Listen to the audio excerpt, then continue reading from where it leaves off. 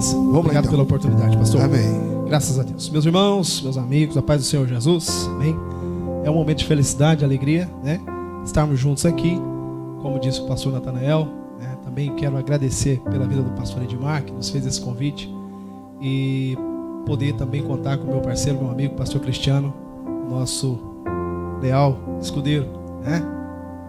Queridos, eu gostaria de ser breve, porém não perder a profundidade da palavra de Deus. Eu acredito que dá pra gente refletir em alguns minutos naquilo que Deus tem para nós, né? Já ouvimos uma palavra também abençoada no início e sem mais delongas, vamos lá?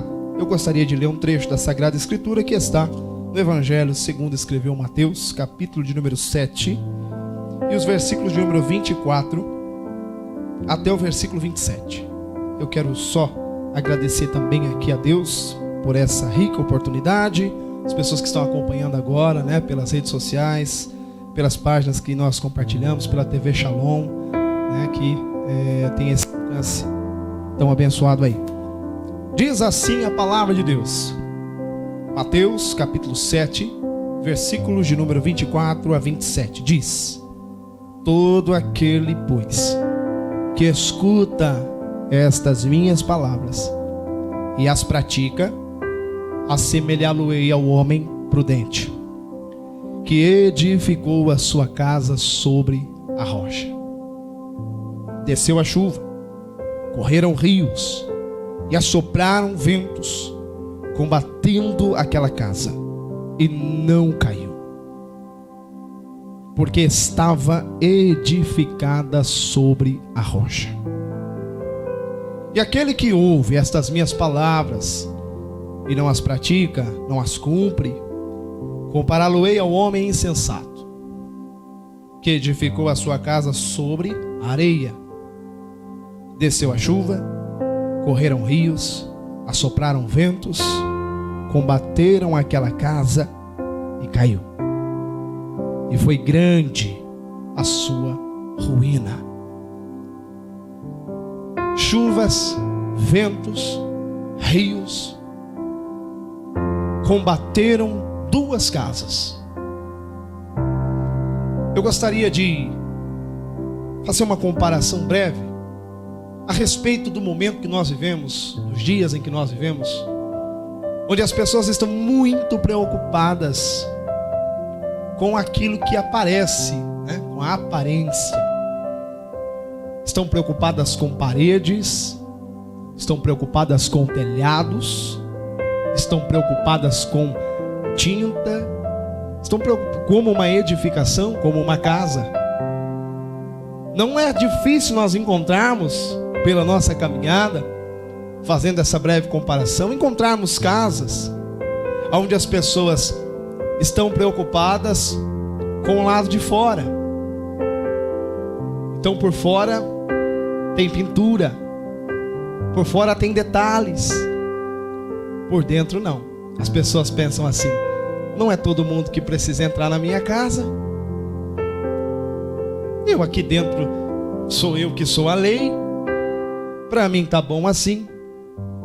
E as pessoas acabam vivendo assim as suas vidas. A aparência se torna cada vez mais peça-chave, a aparência se torna cada vez mais essencial, quando na verdade o que o nosso Jesus, o que o nosso Senhor nos ensinou é que o que não vê, o que não se vê, o que não aparece é o que faz a diferença na vida de uma pessoa. Outra comparação: as pessoas estão acostumadas a olhar para a vida de alguém já no auge da sua vida adulta, profissional, e dizer: nossa, como fulano é bem, né, é bem colocado, bem posicionado, como alcançou isso, por que comigo não é? Elas estão olhando a aparência, aquilo que se vê. Cantores, pregadores, nós estamos aqui entre pessoas que fazem a obra de Deus, não por aparência, estão buscando pregar e ensinar o evangelho verdadeiro, mas quando nós olhamos alguns ícones e algumas referências, nós pensamos, temos a mania de pensar: por que ele? Como chegou lá? Quando na verdade o que não se vê é o que fez a diferença na vida daquela pessoa. Quantas lágrimas, quantas madrugadas, quantas vezes o joelho dobrado no chão, que ninguém vê. É exatamente disso que Jesus está tratando com a parábola dos 2 alicerces. Ele está dizendo, tem coisas que ninguém vê que seguram uma casa. Tem coisas que ninguém vê que seguram um ministério. Tem coisas que ninguém vê que seguram um casamento. Tem coisas que ninguém vê que seguram uma família. E é nisso que nós devemos focar o nosso coração e a nossa atenção. Naquilo que não se vê. Hebreus no capítulo 11, o escritor diz, ora, a fé é o firme fundamento das coisas que não se veem. É a prova das coisas que você espera. Ele continua dizendo, porque pela fé, os mundos, pela palavra de Deus, foram criados. É claro que, em determinados momentos da nossa vida, nós precisamos sair dos alicerces. Não sair, que eu digo, deixar de lado, mas edificar sobre ele. Uma casa, ela só pode ser completamente construída, acabada, quando ela sai do alicerce. Mas por todo lado que nós andamos, e por todas as experiências que nós temos, o ponto-chave de toda a edificação continua sendo o seu alicerce ligado às suas colunas. Pode ter parede bonita, se o alicerce for ruim, o vento e a chuva uma hora vai bater. E aqui essa reflexão, queridos, aqueles que estão nos acompanhando, Jesus ele comparou 2 tipos de pessoas. Ele disse, eu quero falar de 2 tipos de pessoas, os prudentes e os insensatos, os sábios e os tolos.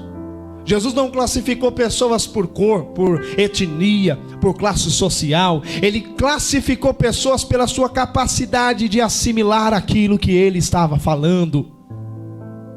De maneira que quando eu tomo isso para dentro de mim, eu fico mais ciente que Deus me classifica não pelo que eu tenho exteriormente, mas por aquilo que eu sou capaz de assimilar quando Ele me fala. E Deus fala com todo mundo.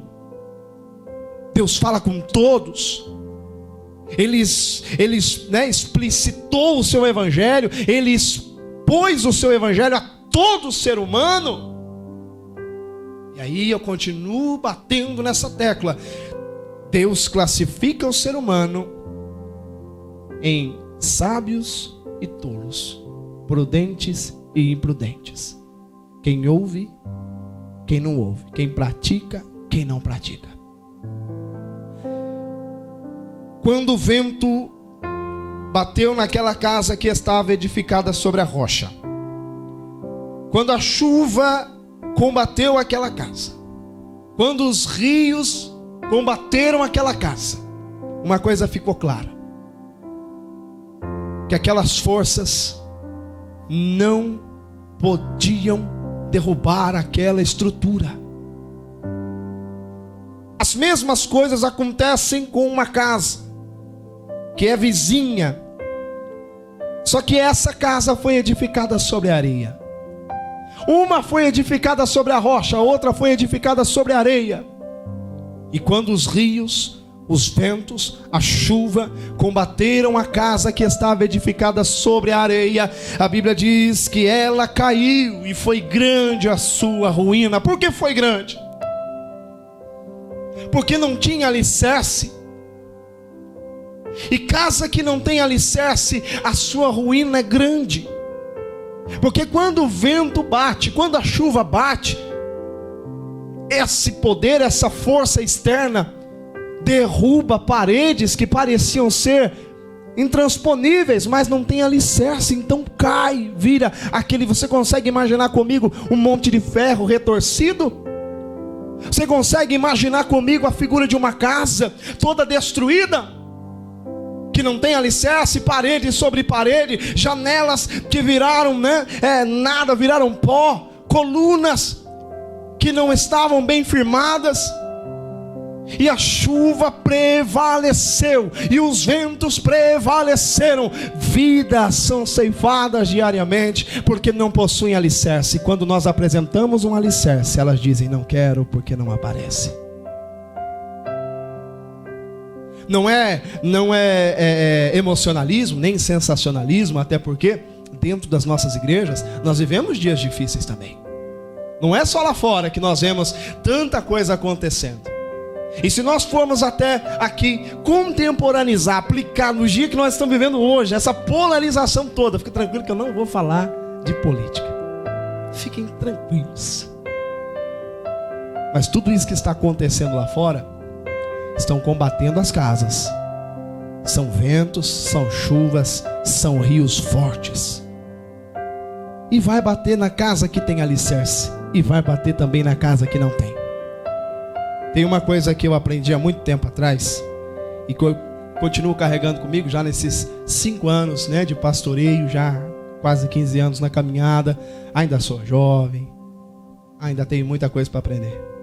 Mas eu aprendi uma coisa. Eu aprendi que nós não devemos negociar os nossos princípios, os nossos alicerces. Se eu negocio um alicerce, se eu negocio um princípio, eu estou dizendo: pode tirar essa parte da minha coluna que eu consigo sustentar sem ela.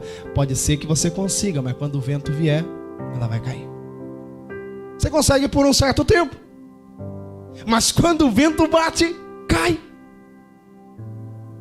Uma casa não pode ficar de pé sem colunas. Colunas são princípios, e os princípios estão ligados aonde? Ao alicerce. Quem é o nosso alicerce? Cristo, a rocha inabalável. Dele procede todo o princípio para que uma casa fique de pé. Dele procede todos os valores para que uma casa fique de pé. De maneira que eu não posso negociar os meus princípios com o perigo da minha casa ser destruída. Tempos de ventos, tempos de chuvas, tempos de guerras sobrevirão, e isso é bíblico. Isso não é nenhum tipo de anúncio covarde ou temeroso. Pelo contrário, nós vivemos dias assim, e podem piorar. E se piorar? Eu gostaria de fazer essa pergunta para você que está em casa, para você que está agora tranquilo, só ouvindo essa palavra. O pastor já começou a exaltar, porque pastor é assim mesmo, irmão. Não adianta, a gente começa bonitinho, daqui a pouco, as ideias começam a fervilhar, e o coração pula. Eu quero fazer uma pergunta para você na sua casa. Quando o vento vier, o que vai ser da sua vida? Quando a chuva vier, o que será da sua casa? Quando o vento bater na tua porta. Eu não quero ser pessimista, porque o pessimismo não faz parte da minha vida. Eu sou otimista, mas eu também sou realista. E a realidade é uma só. O palco dá em Chico, também dá em Francisco. Chuva que bate na casa sem alicerce, alicerce de areia, também vai na casa que tem alicerce na rocha. E vice-versa. O que determina o nosso sucesso ou o nosso fracasso não são as paredes. O que determina o nosso sucesso ou o nosso fracasso são os nossos alicerces. São as nossas colunas. É difícil para muitas pessoas entenderem isso, mas como o tempo vai passando, conforme o tempo vai passando, há uma tendência natural de todo ser humano de ir abandonando os princípios, de ir abandonando pouco a pouco. Por quê? Porque o aumento da iniquidade, o amor de muitos esfriando, as pessoas vão dizendo: será que isso tudo mesmo é realmente necessário? Será que nós não estamos sendo um tanto quanto saudosistas, retrógrados, segurando coisas que meu avô ensinava, segurando coisas que o meu pai ensinava, que o meu pastor que fundou a igreja? E aí nós vamos negociando princípios, e a casa vai ficando desestruturada. E quando o vento bater,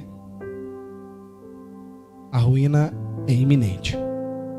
Se você transferir toda essa mensagem, se você transferir ela para cada área da sua vida, você vai ter o mesmo ensinamento. Pega as suas finanças, tira os princípios. Pega as suas finanças e tira os seus alicerces. E você vai ver que ela vai virar em ruína. Pega o seu casamento e tira os alicerces. Pega a sua família e tira os seus princípios. E você vai ver que vai se transformar em ruína.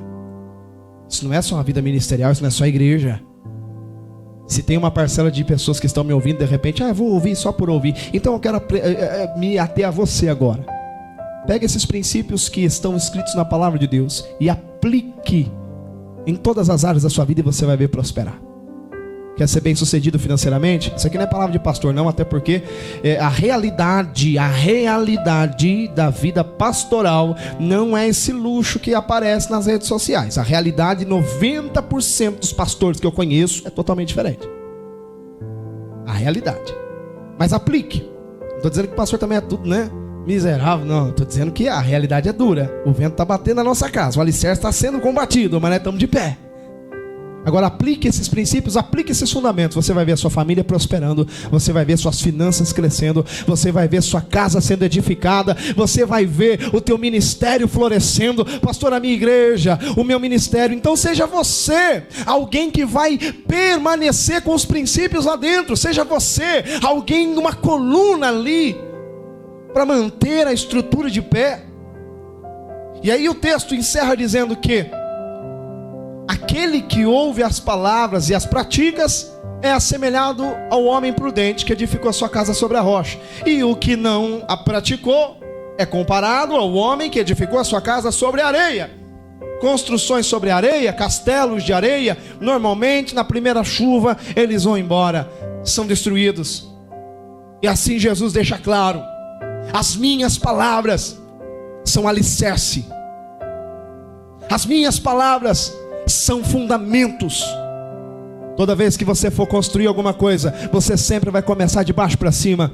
Eu nunca vi ninguém começando a construir do teto e depois ir lançando as colunas e depois chegar no alicerce. Não, primeiro nós fazemos um buraco ao redor, primeiro nós cavamos, primeiro nós descemos, nós lançamos concreto, nós lançamos coisas firmes e depois nós levantamos as paredes, as colunas ficam firmes, vem o teto que é o complemento, vem o telhado que é o complemento, e alguém olha e diz assim: nossa, agora sim o fulano está caminhando, olha que bênção, olha que ministério abençoado. Por quê? Porque o que não se vê já foi preparado antes daquilo que se vê.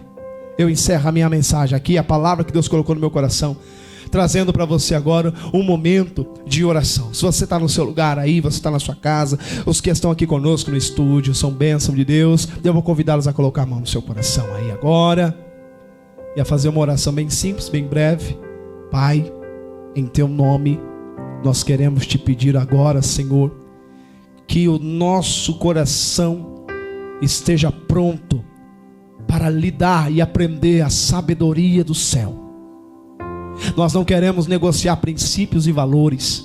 Nós queremos, ó Deus, que a edificação, o ministério, a casa, a família, seja, ó Deus, construído sobre o alicerce bem firme que é Cristo, a rocha inabalável, com suas palavras, com seus ensinamentos. Que cada um, ó Deus, que me ouve agora também seja alcançado.